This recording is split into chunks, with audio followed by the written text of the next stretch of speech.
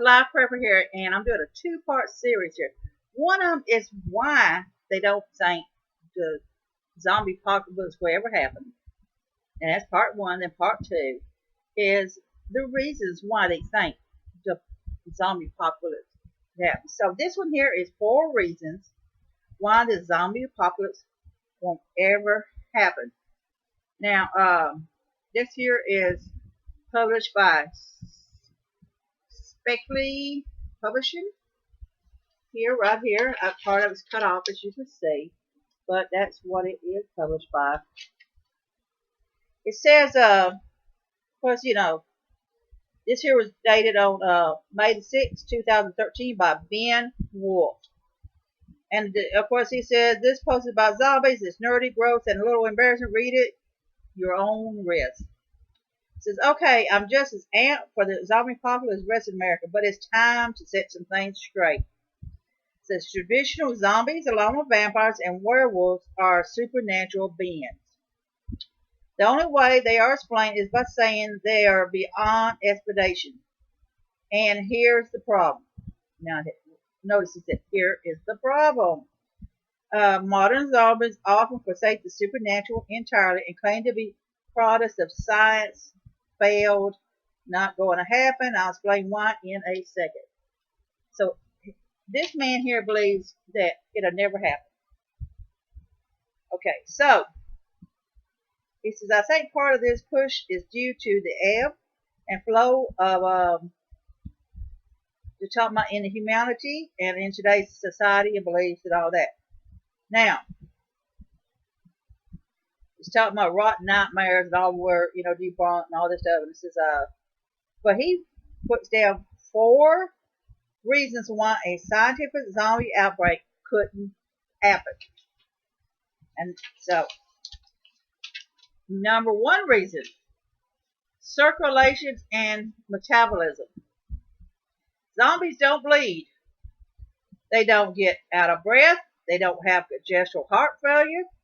All body functions are arrested, and yet they walk. In short, if blood's not pumping oxygen and nutrition to every cell in the human body, that body is not going anywhere near your brain.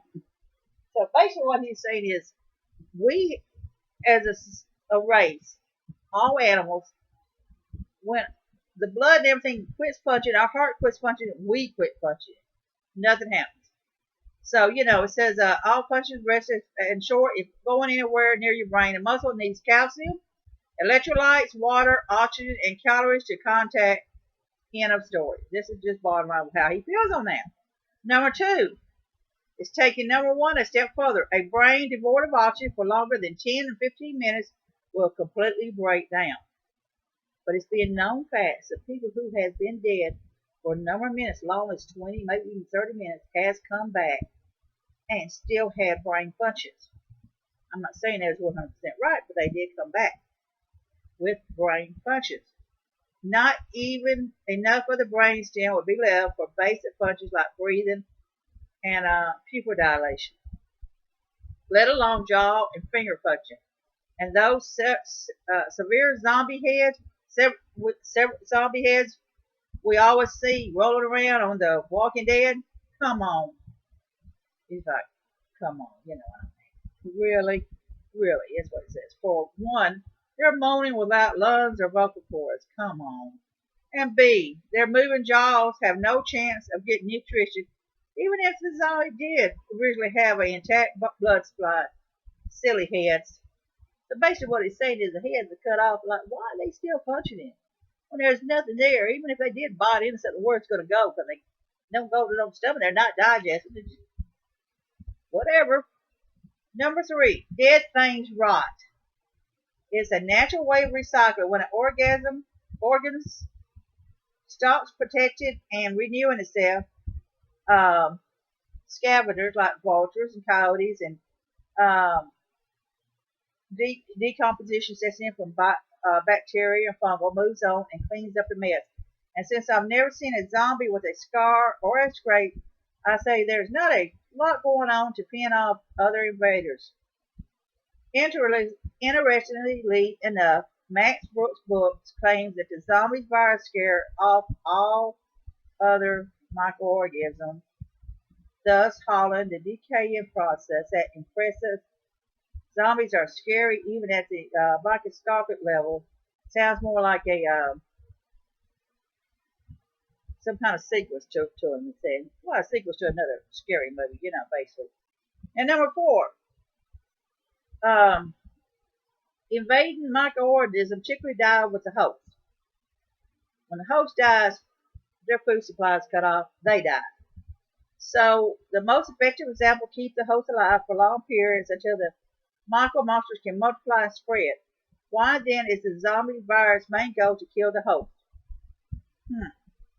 Only to bring him or her back as a less effective transmitter because the zombie circulation system is generally about as dry as as dry as some of the people's sense of humor here. I mean, it's like saying the common cold will still be effective if its primary system was drying up all bodily fluids. Think about it, but not too hard. We are, after all, still talking about zombies.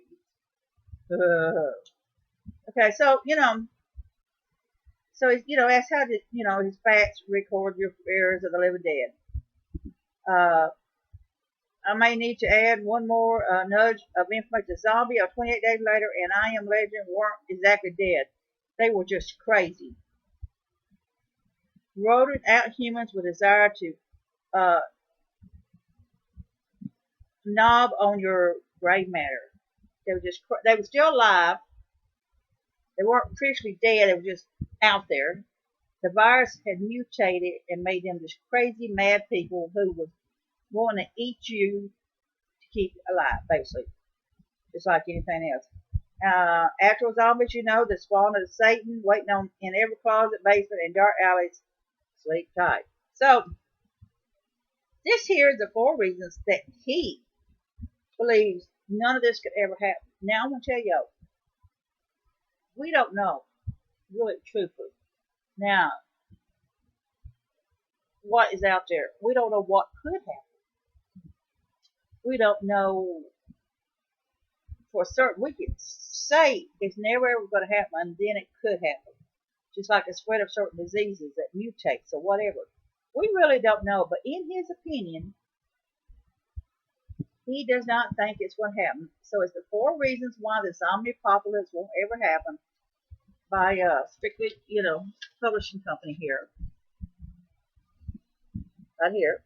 You can look it up, read it more, check some of the responses and stuff on it and see what you think about it.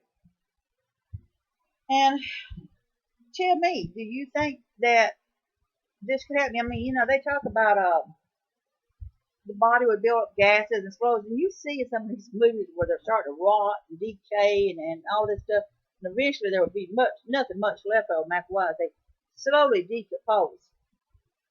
But viruses and diseases and things like that keeps things going when it shouldn't normally go. I mean, we just don't know. But this is why he felt that the zombie apocalypse won't ever happen, because none of this could ever happen. That they're dead. They're not going to come back. If they don't have blood, they don't have this, they don't have that, they're not going to work. Just bottom line. They're going to, fill up with gas. They're going to blow up. They're going to explode. They're going to decompose. They're going to rot. They're not going to be able to move or function without blood circulation and other things to keep them going. So, who knows? He could be very well right about this, and then again, he could be very well wrong. Now, join me in part 2, where they feel the top 5 theories that can actually happen with the zombie apocalypse. So join me on that one on part 2. So do you think the zombie apocalypse could happen, really? Do you think that they could walk around without all their organs and stuff, their guts falling out, whatever? We see so many zombie movies, and those zombie movies do freak me out because they do make you think. So this is Live Prepper here. Join me on my Joan Steve series. Join Facebook, World of Joan. I want all of y'all to be safe, be happy. Bless you all.